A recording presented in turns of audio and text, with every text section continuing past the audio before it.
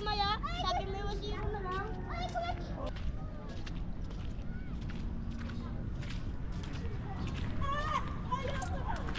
Dito na ito mabubulok. Itong barkong ito.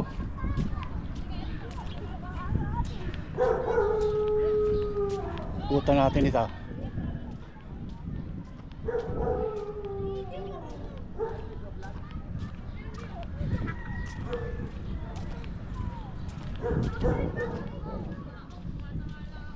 Naanog dito sa may bandang laot-laot. Bago pa ito. Ngayon ito na itsura niya, halos mabulok na.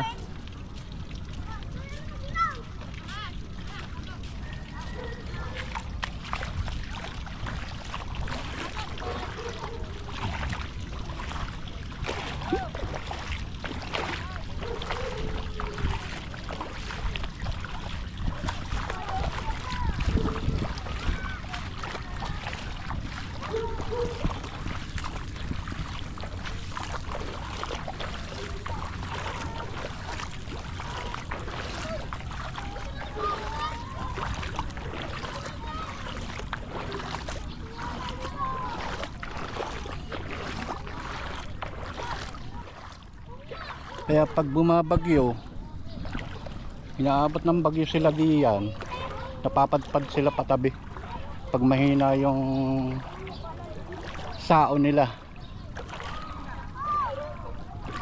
Paglakas ng hangin, nadadala na sila patabi.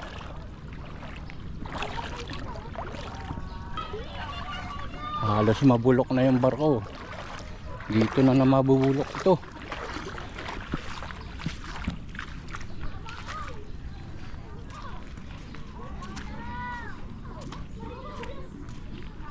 Puro kalawang na, kinakain na ng kalawang. Yun yung ilisi oh.